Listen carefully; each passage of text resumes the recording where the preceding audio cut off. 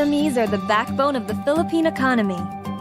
Unionbank has laid down the groundwork for creating an ecosystem helping businesses through an integrated user experience connecting key stakeholders in the ecosystem. SMEs can now have immediate access to financial service providers, points of sale or POS, accounting, inventory, human resources, tax and payroll services, supply chain management, and providing business communities and engagement in B2B and B2C marketplaces. In building that ecosystem, Unionbank Globallinker was born. It's an online platform with social networking capabilities that help SMEs manage and grow their businesses. On their first year of launch, they already have 33,000 SMEs signed up in the platform. Their promise? To become a one-stop hub for business owners. 4 pillars. Network with potential partners and suppliers from a global network of SMEs. Engage with thought leaders and create your own topics for discussion. Avail exclusive deals and offers from business solutions that will help aid an SME's business. Create a DIY e-commerce shop, linker.store. I think one major role that Globallinker plays is its ability to create a digital platform that for business growth. It's a huge help because it provides for an avenue where businesses can interact, learn, and at the same time expand their networks. Well, as a social media platform, Globallinker helps build the community of SMEs and link them to the right market, suppliers, financiers, and advisors. I've actually established a contact in Philippines who is interested in my product, and we are working on ways how we can do that. So hopefully, it materializes. The future of the SME sector in the Philippines is endless. With fintech, business growth can accelerate by breaking down barriers, setting up important connections, and moving daily activities. Success is definite. It's just waiting to happen. The growth of SME filters to all levels of the Philippine society. This sector employs more than 60% of Filipinos. So many lives will be transformed with the success of SMEs. Unionbank Globallinker will be there to make it happen.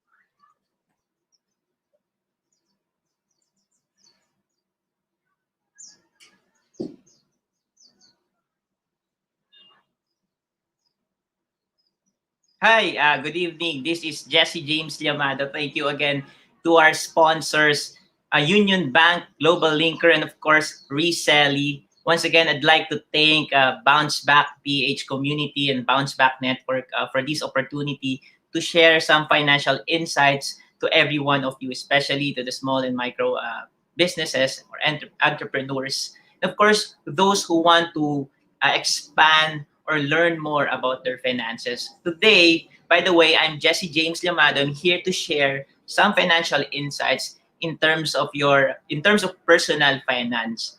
So I'll guide you. So I'm going to share 4 topics. So hopefully within 1 hour, I'll be able to discuss everything to you.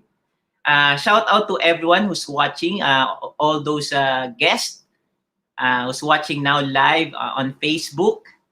Good evening. So I hope you're having a great day. So it's our episode 23. So our topic for tonight is Mastering Personal Finance, a guide to taking over your financial future. But before I even start, every one of us, we all are aware that finance is a very sensitive, at the same time, important topic in our lives. Every day we make financial decisions, no matter how small or how big it is. And today, let me walk you through some of the important things that you need to consider or understand as you go on through this journey. Now, the reason why I put it as a guide is that later on I'll discuss that building financial independence is actually a journey. Now, I'm Jesse James Llamado. I'm a former employee of fast-moving consumer goods known as Procter & Gamble. So I stayed there for a significant number of years, and later on had my certification from Registered Financial Planner Institute of the Philippines. And later on, decided to move on with my life and put up my own company together with my wife. So I'm now handling a real estate brokerage company known as JML2 Realty. Now, in today's episode, I want to talk about 4 things. Number 1, personal finance. Number 2, communication is king. Number 3, cash flow planning. And number 4, financial game plan. So if you have any questions, just let me know, or you can email me at llamado.jv or juliettvictory@gmail.com. So let's proceed with number 1, personal finance. So there are frequently asked questions. Probably you've encountered this already. And most of us, regardless of season, we encounter these questions in different transitions. Number 1 is, how can I manage my income? What will I do? Number 2, how can I save more? Number 3, how can I control my spending? Number 4, what do I do with my outstanding debt? Number 5, how to pay off all of my debts? Number 6, what is the best saving approach for me?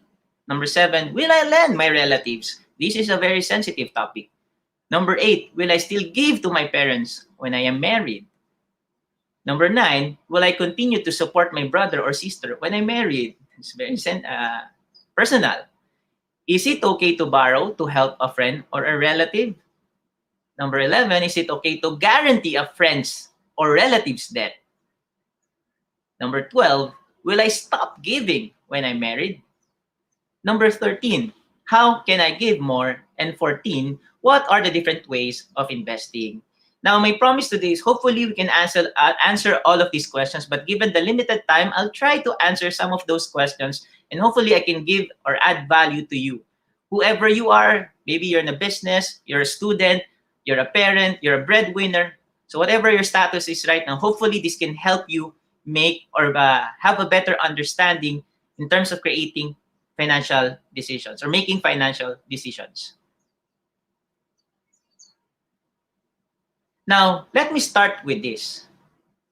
Please understand that building financial independence is a journey.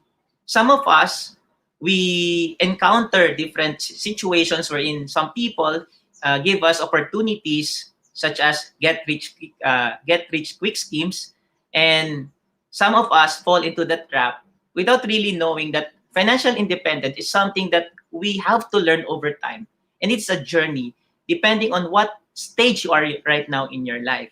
But because some of us we want things done at a faster pace, gusto natin now na, so doon tayo na-scam.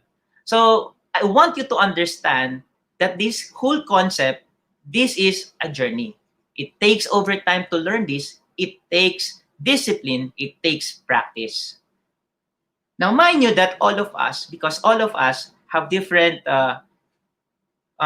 exposure in terms of our environment, so we have different behaviors in a way on how we handle our finances.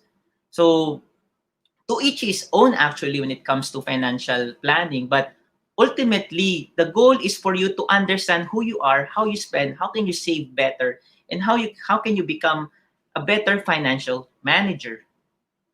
So building financial independence is a journey. Now, why is there a need to study and practice responsible personal finance? Let me share to you the 4 P's that I actually prepared. So the first P is what you call priorities. So priorities is basically the fact or condition of being regarded or treated as important. So all of us have different priorities depending on our responsibilities. If you are a child, if you're the eldest, you have certain responsibilities. If you're married, if you have a business and you have employees, like we have a lot of entrepreneurs here who are actually supporting a number of employees or maybe more than 100 employees. So you have to decide which one or which are your priorities.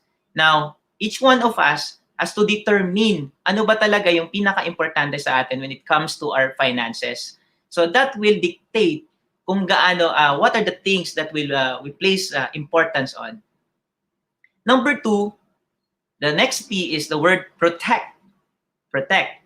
Preparing for the unexpected. Well, the goal for this is to actually have a peace of mind from any debilitating disease or acts of God or acts of nature. And there are a lot of products later on I can discuss. But basically, when you're younger, you don't really care much about protection. But when you get older and you have a family, that's when protection comes in. Because, especially when you feel something, when you're getting older, when you're in your 30s, you'll definitely feel something different. I'm in my mid-30s and I feel different already. So, it's a challenge, but of course, it's important. If you love your family, protection is the key. Now, the third is the word P, preserve. The preserve, this is about ensuring that your asset will grow over time, providing a good legacy for your family. And that's the reason why what we do is we invest. We invest our hard-earned money, our hard-earned income from our businesses, so much so that we can earn interest, and then over time, we can give it to our children, their children, and to the next generation. And lastly, let me share this to you. And this is the most important piece of the 4 P's that I'm going to share.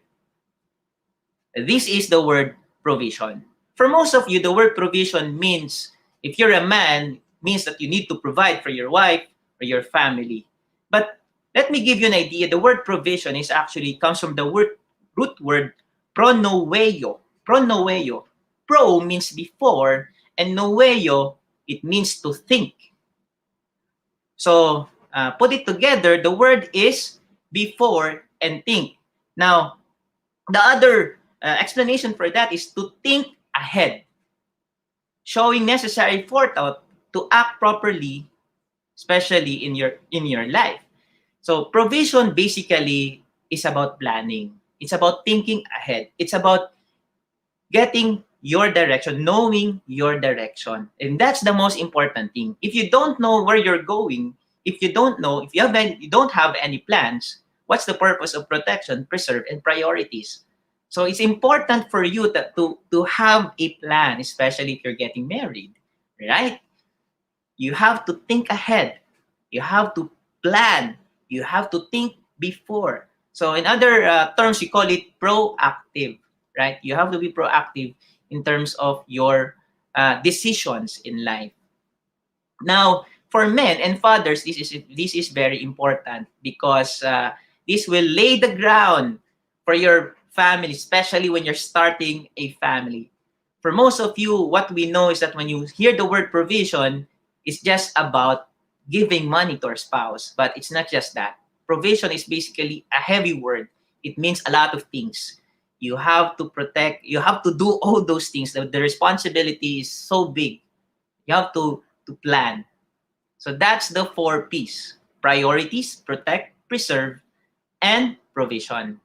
Now, according to Dave Ramsey, one of the most renowned financial coaches, said that personal finance is only 20% head knowledge. It's 80% behavior. Do you agree with that? Now, I totally agree with that because no matter how good you are, no matter how curious you know, right? If you don't practice it, if you don't do it, it's nothing but merely knowledge. So in the end, it's really about application. So if you learn something today, a thing or two, I hope that you apply it in your personal life. So always remember that it's not about what you know, it's about what you apply. So in the end, because the ultimate goal is for you to change your behavior. If your behavior in the past is not something beneficial to you, what you need to do is actually change that behavior for you to become a better financial manager. Dr. Miles Monroe once said that the greatest secret to living effectively on earth is understanding the principle and power of priorities. Always remember that priorities, those who are successful successful people know their priorities. And if you are that person, whether you're single, whether you're married, you have a business, it is important, to understand this principle, priorities. Because a lot of people or a lot of things will try to catch or get your attention. Now, let me share this to you, the 4 quadrants of the highly financial disciplined person.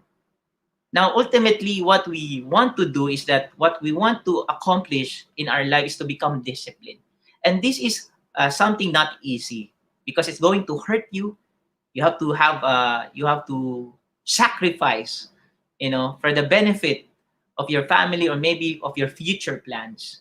Now, I created a 4 quadrant based on priorities. Now, these are just example because we have different sets of values and we have different sets of priorities. Now, in my case, this is how I term it. So we have 4 quadrants. And the first quadrant to your left is the urgent and needed. These are common expenses. So in other words, wala kang choice.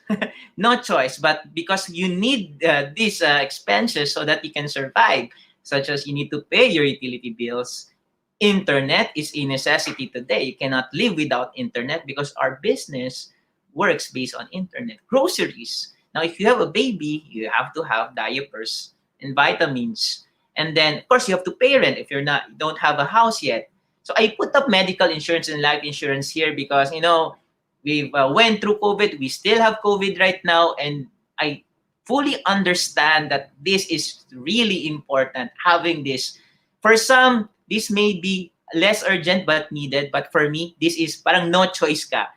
The moment you start working, you must have this already. You must prepare and save for this already. Medical insurance. Nakakagaan ng pakiramdam pag pupunta ka sa ospital tapos meron kang health card. So you don't have to pay cash kasi meron ka namang card na. If you're working for a company who gives that opportunity, good for you. Now, the next is the less urgent but needed. These are the long-term goals, such as savings and investments, wedding preparation, buying a car, buying a house, or entertainment. I put entertainment because entertainment is still important to me. Like what? Like watching streams, right? Watching Netflix. Entertainment. So what you need to do here is that you have to segregate, identify which is urgent and needed, less urgent but needed. So the third quadrant is the urgent but less needed. So I put subscriptions here. Why is it urgent? Be urgent because in today's day and age, especially with the COVID, we can't go out. So subscriptions is important. It's urgent. We need it. Like internet is a subscription. So we need it. But do we really need more of that? So it really depends. Like shopping could be urgent to you, but do you really need more? So this quadrant is about frequency. How frequent do you do this? So that's how you decide based on urgency and less needed. The last quadrant is the less urgent and less needed. Less urgent. In my case, traveling is, for others, traveling might be something urgent and needed because it's their way to, relax. But for me, less urgent and less needed because I'm okay with, I'm a couch potato. I'm okay with just staying in the house. So I don't mind traveling. I'm not into that. I'm not into traveling. But of course, if there's an opportunity, I do that. Now, why I put gifts? Now, once again, it really depends on your personality. I put gifts because this is my personality. Less urgent, less needed. You don't really have to have gifts, no? Especially if you're a man. normally, if you're a woman, diba, they love accepting or receiving gifts. Now, in my case, I'm fine. You can give me, but I don't need much. So it's something that you can actually put in the deprioritize among all your priorities, right? So this is how you actually allocate your decision makings every day. Remember that every day we are bombarded with daily financial decisions. The moment you wake up, what to eat, what to wear, do you ride a taxi? Everything has a financial implication. So it's important for you to classify according to the priorities, right? So you can screenshot this and hopefully you can pag-aralan nyo. Tapos try to evaluate yourself based on your personal behavior. Which one are the behaviors that you can put in the urgent and needed, less urgent but needed, urgent but less needed, less urgent and less needed. So that's the 4 quadrants of the highly financial disciplined person. Now, it's important, similar as athletes, that you must have a financial fitness lifestyle. Why is it so? The same as athletes prepare 4 years, especially if you're an Olympian, you prepare for 4 years, in which, in that case, you train more than 10 hours a day to become an elite athlete. And same thing with our finance, it's important to have that kind of lifestyle. You see, when we were growing up, we were never taught financial fitness. This is something that we discover when we graduate. But I'm glad that today, in today's generation, there's a lot of programs initiated by different organizations. So ngayon, common na siya. But back in the day, this is not something that we've learned. I myself is an accounting graduate, but I've never learned about financial fitness lifestyle. It is something that I've learned when I started working. So the first step in this lifestyle is self-awareness. You must have self-awareness. This is very important because most of us, if not all, run in autopilot. We have never checked ourselves. And none of us, or maybe some of us, didn't even know that we're acting this way in terms of how we spend our hard-earned money. Some of us, because we're tired of being yung parang kawawa, kaya nung nagkasahod ka, kumita ka ng malaki, you spend so much because you deserve it. Di ba? Yun yung ano mo eh. Your autopilot is just to spend without even thinking that your spending habits are already affecting your life, your financial life, depending on what status you have right now. Lalo na kung may family ka pa, mas challenging yan. So it's important to have that level of self-awareness. Of course, self-awareness only happens, when you come into crisis. And all of us went through that crisis last year. Many of our businesses were affected. And definitely, because of that, mapapaisip ka, what's next for me? What's next for my business? What's next for my family? Self-awareness. You begin to introspect and you ask yourself a lot of questions, plenty of questions, and realize, okay, this is where I am right now. This is what's happening to me. So these are the things that I need to change. Okay. So the next step to self-awareness is assessment and evaluation. These are very important. You need to assess, just like in college, there's assessment, evaluation.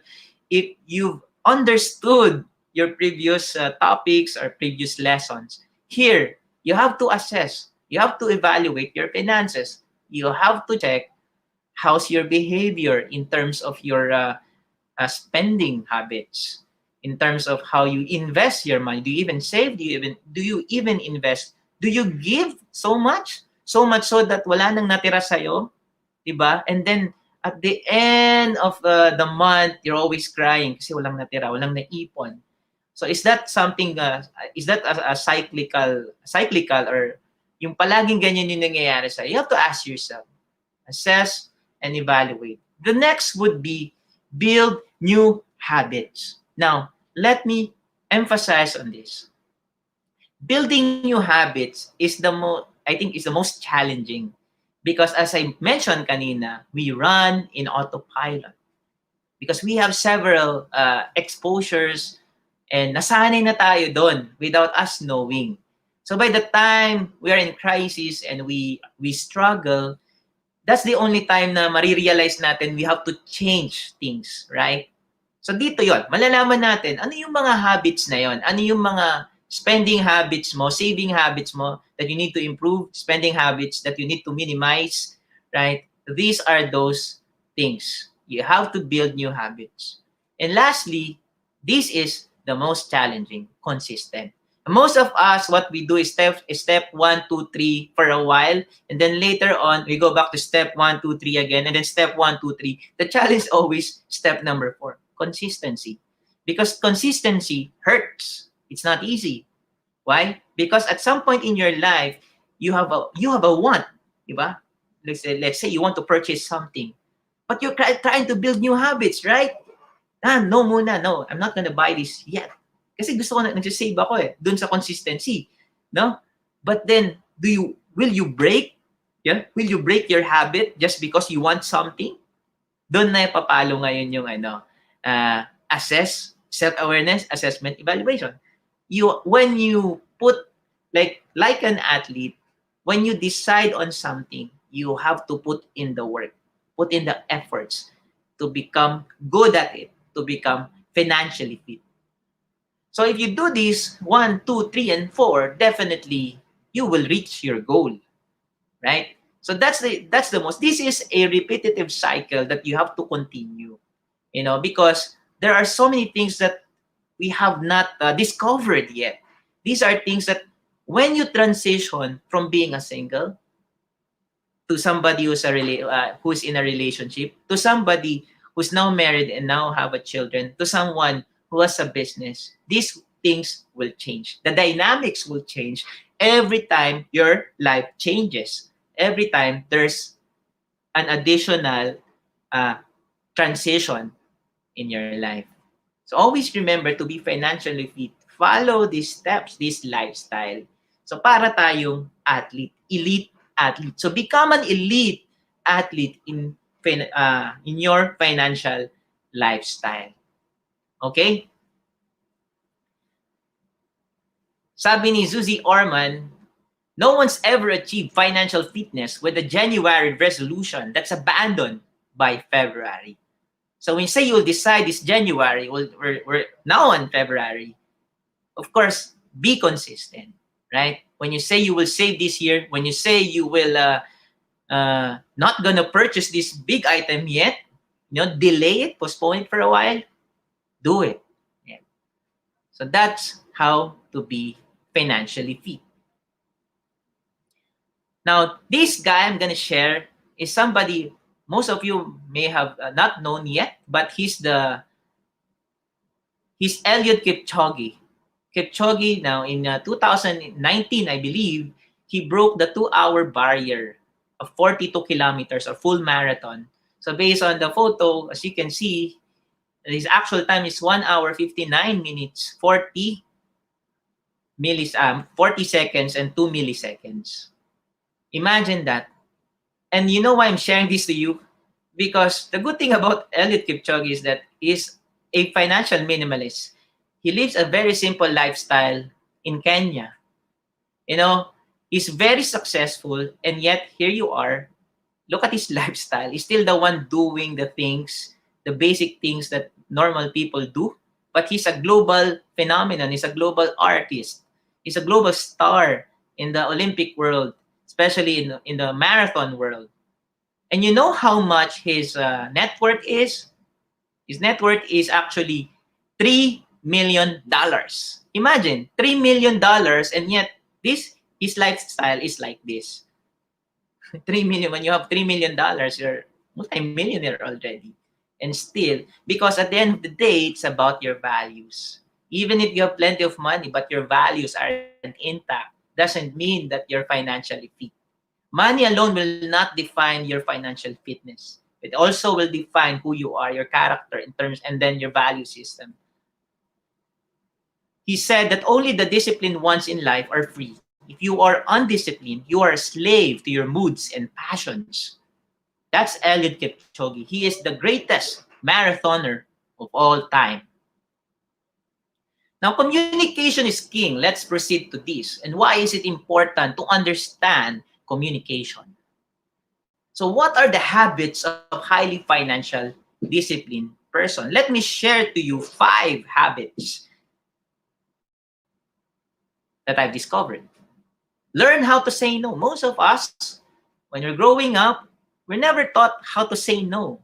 Because, nakakahiya, di ba? Baka isipin nila, ganito ako, ganyan ako. So, honestly, we became a yes person. For some of us, di ba?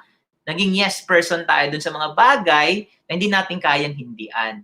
So much so that because we said yes to somebody, our finances were affected. Pinautang mo si ganito, bumili ka ng ganito, tinulungan mo si friend, knowing that your finances are not intact, na-challenge ka na nga, pero ginawa mo pa rin siya because you just can't say no.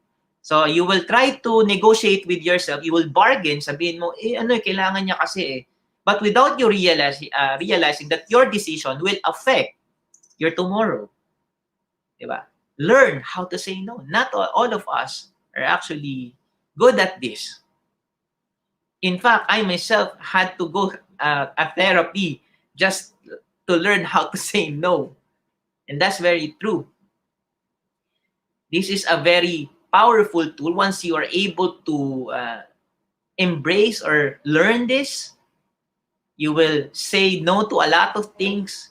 Of course, it will change the way you see your life. It will change the way you decide on other things. Next would be understanding the discretionary or non-discretionary. Basically, discretionary are the optional expenses that we encounter or we have. Ano ba yung mga optional? Like going to the movies or yung number of dates mo with your wife, discretionary. For some, it's non-discretionary kasi every month nag-date . Discretionary is basically optional. Diba? Pwedeng hindi, pwedeng okay lang. You can survive without it. I can survive without watching movies. But of course, I love watching movies. Non-discretionary is basically, yun, yung no choice ka. You have to pay it. You have to pay the rent. You have to pay your utility bills. You have to pay your internet. You have to pay the tuition. You have to pay the diapers. You have plenty of expenses, once again, depending on your status. You have to understand which one is discretionary and which items are non-discretionary.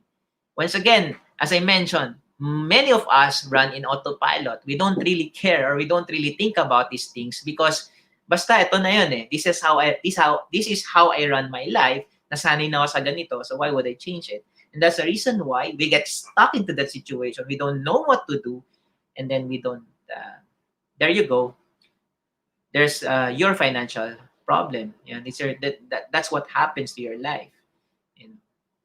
The third is, are you functional or brand conscious?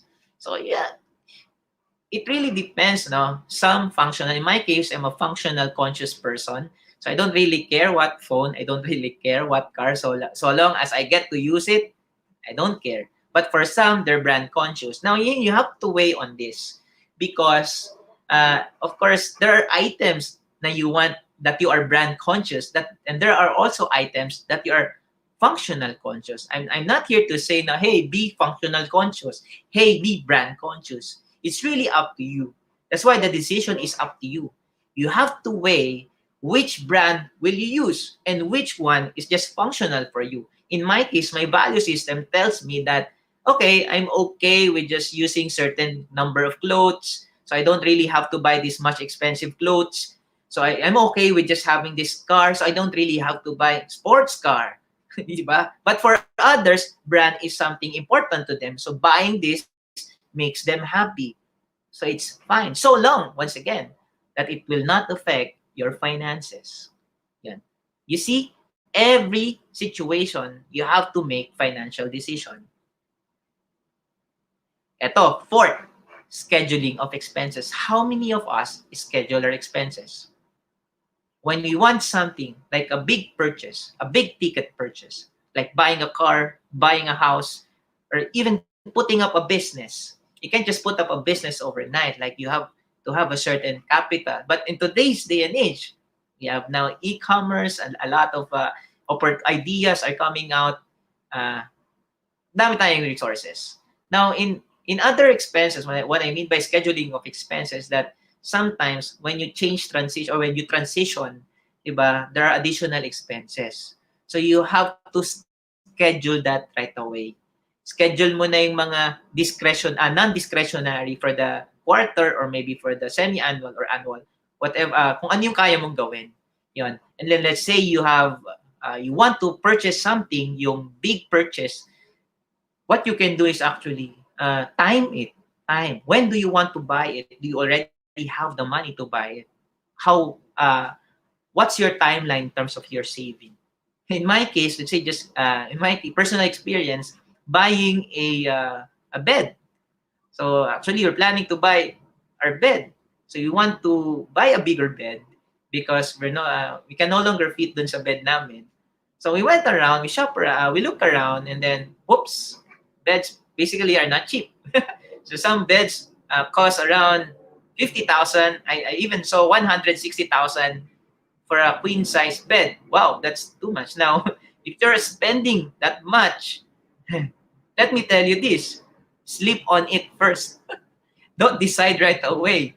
You know, my experience when we were hunting for the bed. Wow, yung mga salesperson, grabe, parang dinumog kami. There were like 5 of them nakapalibot sa amin ng asawa ko. And then the other one was explaining, the other one was checking if there's already an item available. And then the cashier is just beside that person na ready na yung terminal niya, isasaksak na lang yung credit card. So basically, parang yung mindset nila always be closing. So kino-close na nila kami. Teka lang, medyo kami, parang teka lang, this is a big purchase. Wait, So I asked my wife, game na ba? Kunin na natin. Sabi ko, gusto mo matulog muna? Let's decide maybe end of the month. You know, kasi minsan, because of impulse, yun nga, dahil na na surround ka na nila. Wala ka nang magawa. So minsan, sige, nakakaya naman, nag-present na sila. So wala kang choice, kundi bayaran na. Di ba? Pay it cash. Sasabihin nila, pay it cash. Kasi nga, you pay it, you have 40% discount. But it's not just about it. I always believe that it's important when it's a big ticket purchase, it's important to pay it in cash. I'd rather pay it in cash than pay it. But of course, I'm not saying that card is not okay. Card is also fine, especially when you're scheduling your expenses. You see, my wife and I, we do credit card payments because for those online transfer na kasi ngayon di ba? So credit card na lang, credit card. So ang importante lang naman dyan is what you can do is you can monitor all these expenses. Yun yung pinaka-important. So you schedule. Lastly, you need to manage impulse buying. I do believe that all of us are impulse buyers, whether you like it or not. I myself, I thought you can parang maiwasan mo mag-impulse buying. But I can't. Like, when I entered the mall, I decided, sabi ko, maglalakad lang ako sa mall. Wala akong gagawin, maglalakad lang ako. You know what happened? I ate that day, and then I bought something for my wife. Imagine that. Wala naman akong decision that, wala akong planong bumili ng anything. But that's what happens. But, of course, my challenge to you is to manage it. Like when I was driving one time, and I got hungry. Of course, tapos na ako mag-lunch, nagutom pa ako, so kumain ulit ako. So, impulse, di ba? So many of us, we have similar situation. So if you're going through this, yun nga, balik tayo dun sa financial fitness, self-awareness, assessment evaluation, build new habits, consistency. In this case, you manage your impulse buying, di ba? So what does that mean? I'm not saying don't buy. I'm saying you buy, but manage mo lang, di ba? May certain number of frequency. So we still have 20 or 25 minutes. Okay. Now, I want to share to you, build your core team of experts. It's very important because not all of us are aware of our finances. In my case, I even graduated finance and accounting, but there was a time that I got really, my finances weren't that good. So I had to talk to a financial expert. Imagine that. So it's important to consult with a financial planner. If you're someone who's struggling right now with your finances, talk to somebody who knows how to handle your finances. It's the same as doctors. When you feel something about your body, right, about your heart, you'll ask a doctor. Yun, di ba? You'll ask for prescription in case hindi ka nahirapan ka. Yung next is talk to your bank. Check out the latest updates and opportunities. Talk to Unionbank Globallinker. What are the latest updates? What are the latest products or opportunities, investments out there? So talk to your banker. Yon. Ano yung meron right now? It's important to be informed. Be informed. Kasi it's not up, especially in digital age na tayo, na everybody's doing online na. Online transfer, online shopping. May online mall na nga rin eh. Imagine all of us are just in our house. And lastly, read books or articles on personal finance, on how you can improve your financial quotient. You see, I studied plenty of books, read a lot of books, attended lots of seminars when I was still younger. I'm still young, by the way. But, there's plenty of books you can read. Dave Ramsey. I know somebody, who he was once my mentor, si Randall Chongson, no-nonsense personal finance guy. Yan. Si Jason Loy, has a book of Determine. Yan, sila Chinkitan, yan, Ipon Nario. There's plenty of books, sila Marvin Germo. There are a lot of Filipino experts are there to share financial tips, You have to be informed in today's day and age. Kasi yan yung bala mo eh.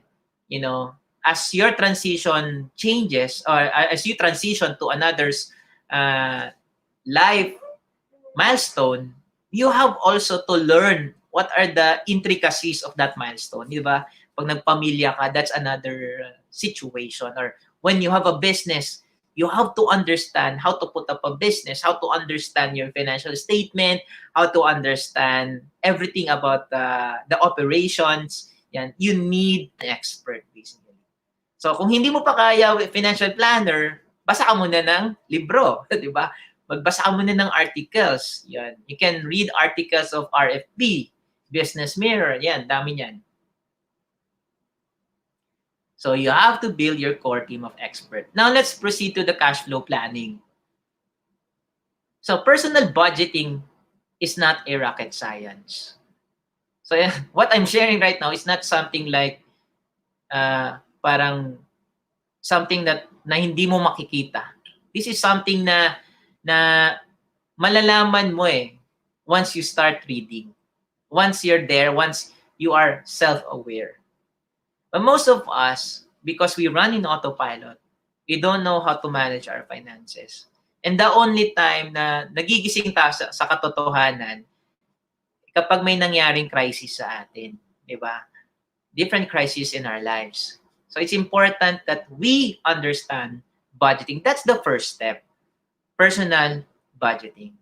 Now, there are a lot of budgeting methods that I can share, but, I'm gonna share here 7 budgeting method tips. Now, the first is the traditional budgeting. So, anong ibig sabihin yan? Basically, ang ibig sabihin lang yan yung year on year.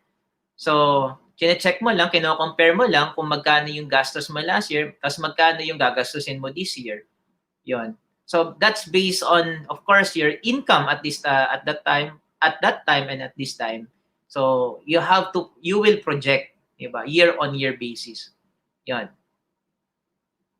Yung next is the 50-30-20. Many of you are aware of this. Ano ibig sabihin nun? 50% on needs, 30% on wants, and 20% on savings. Okay? So the moment you receive your hard-earned money, your paycheck, you allocate already, which are for wants, for the needs, and for the savings. Ayan.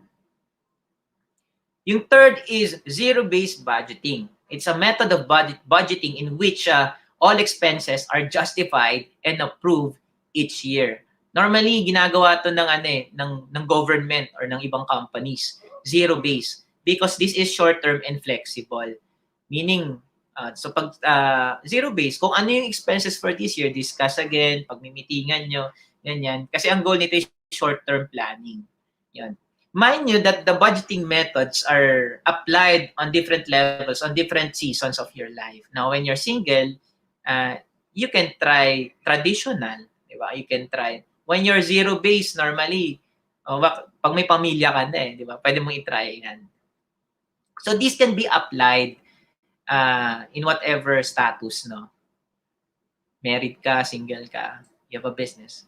So, ano naman yung reverse budgeting? Basically, ang meaning lang ng reverse budgeting is pay yourself first. So, the moment you receive your money or your hard-earned paycheck is that the 20% or the savings goes to a portion of your income goes to the savings already. Reverse, you pay yourself first before you spend for the expenses. You spend for the non-discretionary expenses. That's how, yung mindset mo, yung pa nare-receive yung kita mo, ang mindset mo agad, savings. Yan yung reverse budgeting. Hindi yung bills. Ang mindset kasi natin minsan, pag tinitingnan natin yung pera natin, bayad agad ng bills. So, ano nangyayari? Leftover. Kung ano na lang matira sa pera natin, yun na lang, di ba? Yun na lang yung isi-save natin. Kung walang matira, edi wala. Zero. Yan. So this is where you build your spending plan around saving goals such as retirement instead of focusing on fixed and variables. So this is priority is savings. Yun yung reverse budgeting. So next is the snowball budgeting. Anong ibig sabihin nito? Basically, ang snowball budgeting is a technique when you have debts. May utang ka. So, yung goal mo is to structure your budget in such a way na may pambayad ka sa utang mo. Meaning, kung if you have wants in the future or you have wants, delay mo muna yan. You have to postpone, di ba?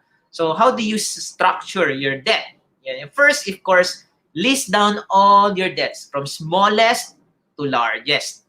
Regardless kung ano yung interest rate niyang utang na yan. Second, you make minimum payments on all your debts except the smallest. Now, third is pay as much as possible on your small debt. The goal here is to feel good. The goal here is matapos mo kahit man lang isa, dalawa sa dami ng utang mo, di ba? If you're in the business, kunyari, niloan mo pa yung capital mo, the goal natin is mabayaran natin yan. And number 4 is repeat until each debt is paid in full. So that's how you do it. No? Snowball budgeting. You start from the smallest to the biggest loan. Yan. Kung hindi naman, edi you can do cash-only budgeting. Yan. Actually, I tried cash-only budgeting. What does this mean? I only buy when I have cash. As simple as that. When I don't have it, I don't buy it. Yan. Bakit? Kasi I'm not bound to purchase something that I don't have the resources yet. So, yun yung basis ng priority ko. O, ibig sabihin, pag-iipunan ko muna, let's say, balikan natin yung kama. Gusto kong bumili ng kama. Yung kama is worth 50,000. I don't have the cash yet. So, will I take a loan? Loan for the bed? So, dun papasok yung decision making. So, cash only. Now, I don't have cash yet. Will I buy a car? Loan ko lahat? So, it really depends, no? For others, they will do that. But for me, in my case, I went for cash-only budgeting. Yon. Ang challenge ng cash-only budgeting, syempre, minsan when I put cash in my wallet, ubos. Ubos. So, yun naman yung challenge din. So, walang credit card, walang debit card. Yon. That's cash. So, at least hindi ka mapo-force na gumastos pag wala ka namang resources right now. So, cash-only budgeting. So, choose the categories to switch to cash. Stop using your debit card for these categories. Create a system to separate cash. Ito ang challenge dyan. When you do cash-only budgeting, mag-iipon ka ng resibo. There was a time that I do that. I count receipts. I check all my receipts and then I do it via Excel. So nire-record ko siya. But it's, when you have a family, medyo tedious na siya, madami nang di mo na kaya, dami masyadong ginagawa. So next is, of course, set up a time to take out the cash, plan ahead when you go shopping, stick to your limits. Ayan. It's, when you do cash-only budgeting, lagi kang conscious. Conscious ka kung may cash ka, kaya meron kang limits, may threshold ka when you go out. Na kunyari, lumabas ka, let's say you only have 500, di dapat ako lumagpas ng 500 today. Ganun yung cash-only budgeting, basic. And lastly, 80-20 budgeting. Ano ibig sabihin yan? Basically, 80% goes to expenses and 20% goes to savings. Diba? It's somewhat similar to the reverse budgeting. But in this case, yung allocation is baliktad lang. No, 80-20. So the moment you receive your income, your hard-earned paycheck, 80% goes to expenses, whether discretionary or non-discretionary. And you have to decide which are the discretionary, ano yung mga optional, at ano yung mga no choice ka, meaning the non-negotiables. Debt management. How do you manage your debt? The first is, of course, ako dito, minimize the use or avoid credit cards. There was a time that I have a credit card, but, I stopped using na kasi I realized that I'm not good in managing credit card. So, but of course, we have a credit card with my wife kasi it's important for our purchase. Meaning, dahil mas magaling yung asawa ko mag-manage ng credit card, siya yung naghahawak ng credit card, not me. So, I'm more of the debit card. Mas ma-debit card ako. So, when you're married, it's important that you talk this over, pag-usapan yung mag-asawa. And ako, when I say pag-usapan, like I mentioned in the communication, you have to regularly discuss, regularly talk, meaning time it. If you can do it monthly, the better. If you can't, let's say you're very busy, do it quarterly. The most important thing is to discuss it regularly. So minimize. Hindi naman kailangan wala. Important pa rin yan, especially when you're traveling, you need a credit card. The next would be pay off the smallest loan to biggest loan. As I mentioned kanina, sa snowball budgeting. Pag hindi mo kaya lahat, the goal kasi is to feel good eh. Alam mo naman, bayad ka ng bayad ng utang, pero yung binabayaran mo yung big. Pwede ba namang unahin yung maliit?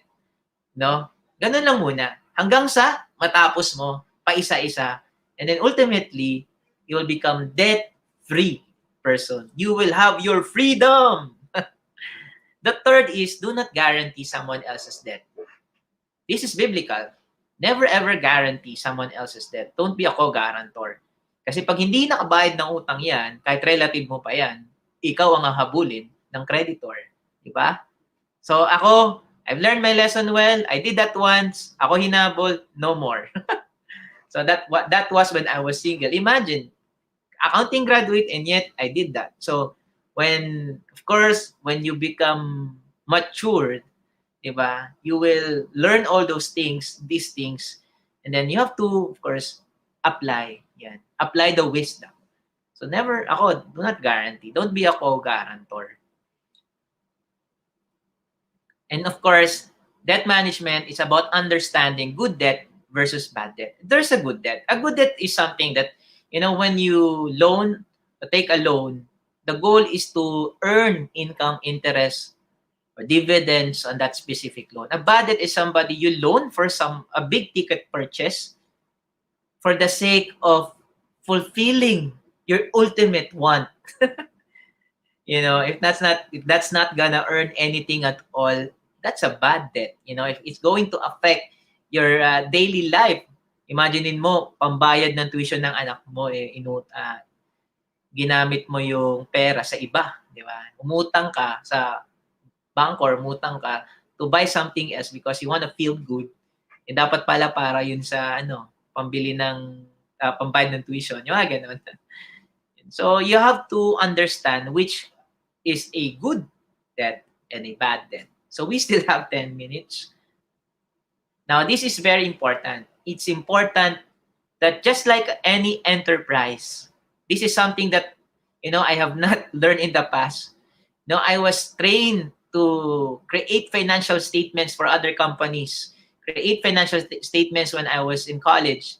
But little did I know that when I got out of school life, it's important to have your own financial statements. It's important, just like in any enterprise, the only time we can create an informed decision is when you know exactly your numbers. You need to know your assets, your liabilities, your income, your expenses. You have to develop your own personal financial statement. So you have to talk to your financial planner in order to develop that.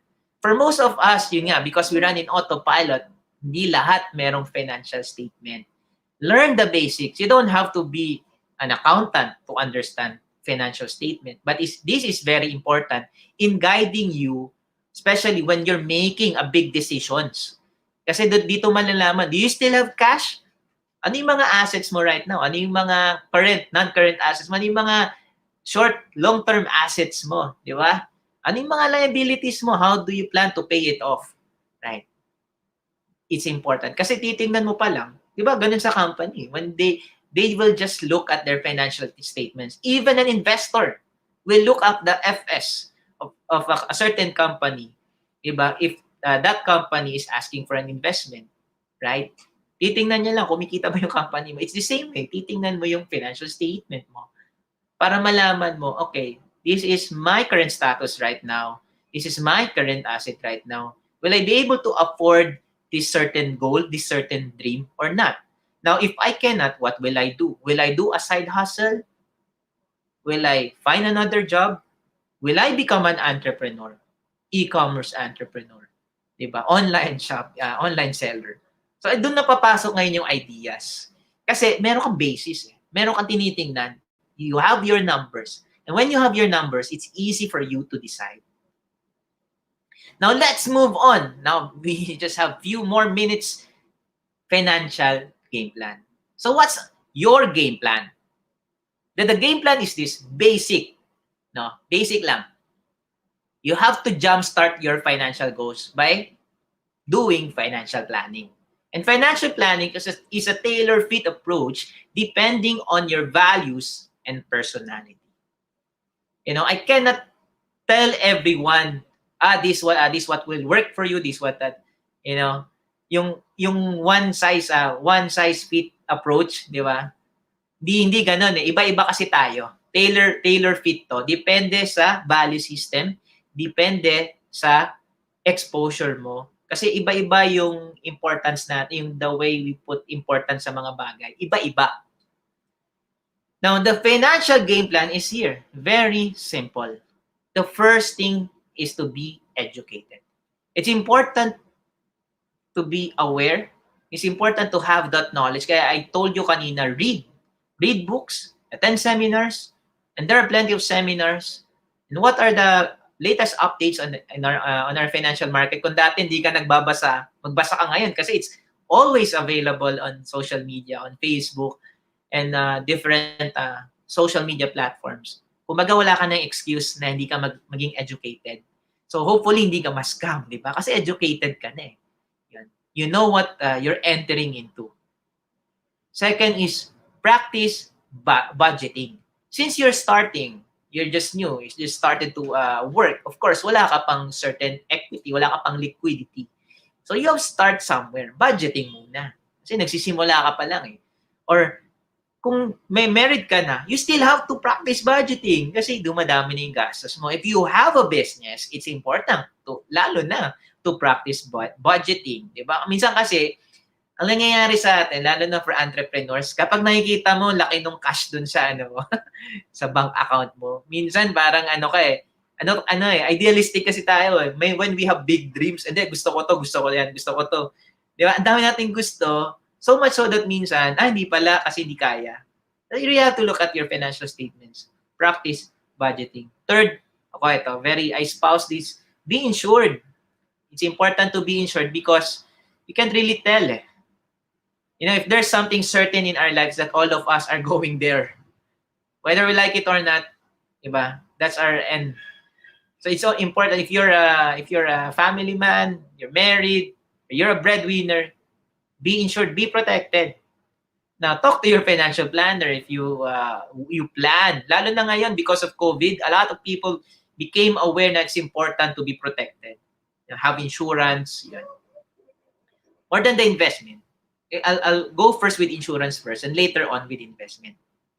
Ito, fourth, save, save, save. You know, as your income grows, of course, your savings must also increase. You have to continue to save. Mind you that we save not to merely save. We save for the sake purpose, for the purpose of spending something big in the future. We save, di ba? Kasi gusto mong bumili ng dream house mo, dream car mo, you want to put up your own business. And that's why we save, di ba? So it's a habit, it's a lifestyle. Make it your lifestyle versus spend, spend, spend. And lastly, invest. And that's how you will make your money grow. Invest on interest earning investments, di ba? Or financial instruments. And there are plenty of them. So, yun nga, lastly, you just have to understand kung ano yung tolerance mo, risk tolerance, conservative ka ba, moderate ka ba, aggressive ka ba, risk appetite, di ba? At ano yung threshold mo? Let's say aggressive ka nga, you want to invest in the stock market, pero up to what amount lang yung kaya mo? Kasi kung yung sahod mo, let's say you have 30,000 paycheck every month, maybe what you can do is, aggressive ka, you want to try stock market, try 5,000 pesos. You can enter stock market at 20,000, 25,000. Diba? At ganun muna. Moderate ka, try mutual funds.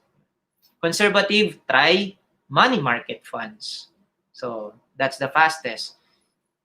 If you want a money available right away, diba? Put it in the money market fund. So, you need to know your risk appetite and risk tolerance. And this is how you build your financial portfolio, how you manage. Of course, the first is you have to develop the cash, the liquidity, equity. Yan. And of course, establish your financial foundation by building on the insurance, the life insurance, the life plans, medical insurance. Dati, I don't really care. Parang I'm not that informed yet, so I didn't know that these are very important talaga. No? These are very important. You need to be insured especially if you're the breadwinner. Then later on, once you have enough cash, try to explore mutual funds, stocks, e-savings. So some companies, some banks offer e-savings with higher interest rates. Try Forex maybe, and real estate investing. So what does that mean? These are all different topics that you will learn from different people. I cannot discuss this within 1 hour. Real estate investing is basically, you have cash right now, somebody's building, makikibakas ka dun. Diba? For a certain percentage, let's say 10% interest in 2 years, lock-in period, maybe double the money in 5 years. That's real estate investing. And lastly, once you build your equity, your cash, yon, doon ka na sa big, diba? Big game. Real estate, yun na, bili ka na ng properties, bili ka to hedge maybe, to increase pa. So maybe the goal is to increase it faster, yung interest. So let's say you'll get 10-20% ROI of that investment. Or maybe you want to go to put up your own business. That's how you manage it. But you cannot really manage a portfolio without understanding the fundamentals. And it's really important to understand the fundamentals of financial discipline. And let me end with this. The process of building your financial independence is what makes it as an exciting journey. It's about the process. You see, hindi to pabilisan. You will have your own timing. I had mine. It took me years, but I was able to achieve it because I waited patiently. You know, sometimes you will lose, you'll be discouraged, mawala ng pag-asa, sometimes you are on the verge of giving up, but you know, just follow the process, but because it's really about the journey. And in the end, I hope that you're able to learn a thing or two in this seminar. Now, let me thank you again, guys, especially our sponsors for tonight, the Unionbank Globallinker and Resellee, and of course, the Bounce Back Network, Bounce Back PH community. Thank you so much for watching. I hope you've learned a thing or two about our topic for today. Thank you so much. God bless. If you have any questions, just message me or email me at llamado.jv@gmail.com. Or you can go to my website, www.jessejamesLlamado.com. Thank you.